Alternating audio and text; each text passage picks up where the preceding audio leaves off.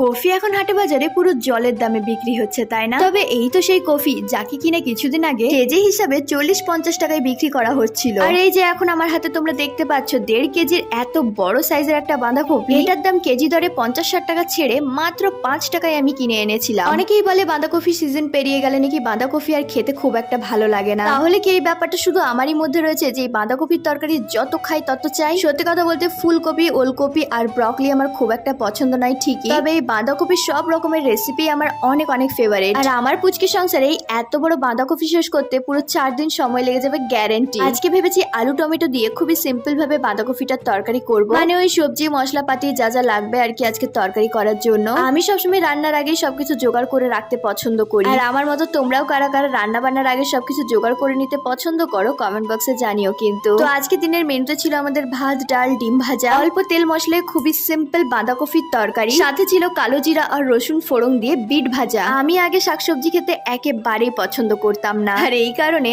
বিয়ের আগে আমার মায়ের কাছে আর বিয়ের পরে আমার হাজবেন্ডের কাছে কম কথা শুনতে হয়নি কিন্তু আমাকে। এরা সবসময় চাইতো আমি যেন ভাজা ভাজি মিষ্টি জাতীয় জিনিসের পাশাপাশি অল্প পরিমাণ হলেও ফলমূল সাথে শাকসবজিও যেন খাই। যদিও শাকসবজি দিয়ে নানান রকমের রেসিপি আমি বানিয়ে দিতাম ঠিকই, তবে যেদিন শাকসবজি রান্না হতো সেদিন আমার ভাতই খেতে ইচ্ছে করতো না। আর যেদিন মাছ মাংস ডিম হতো সেদিন তো একদম খাওয়ারটা জমে ক্ষীর। তো মা, হাজবেন্ড আর ডক্টরের কথা মেনে এখন কিন্তু আমি শাকসবজি প্রায় সবই খাই বলতে গেলে। এখন শুধুমাত্র তেতো জাতীয় খাবার খেলেই গা গোলায়। তো আজকের এই সিম্পল বাঁধাকপি রেসিপি বানানোর জন্য সবার প্রথমে আমি দিয়ে দিয়েছিলাম কড়াইয়ের মধ্যে সর্ষের তেল। তেল গরম হয়ে গেলে দিয়ে দিয়েছিলাম দুটো তেজপাতা আর অল্প পরিমাণে সাদা জিরে। ফোড়নটা হালকা ভাজা হয়ে গেলে দিয়ে দিয়েছিলাম বাঁধাকপির সাথে আলুগুলো। এরপরে বাঁধাকপির জল হালকা কমে এলে দিয়ে দিচ্ছি একে একে গুঁড়ো মশলাগুলো, যেমন হলুদের গুঁড়ো, লঙ্কার গুঁড়ো, নুন আর স্বাদের জন্য অল্প পরিমাণে চিনি। আর বাঁধাকপির তরকারি কিন্তু আমি একটু ঝাল মিষ্টি খেতে পছন্দ করি, মানে সরস্বতী পুজোয় ভোগের খিচুড়ির সাথে যে স্পেশাল বাঁধাকপির তরকারির স্বাদটা থাকে আর কি, ঠিক সেই স্বাদটাই আনার চেষ্টা করি আর কি। তো তরকারির মধ্যে গুঁড়ো মশলাগুলো অ্যাড করার পরে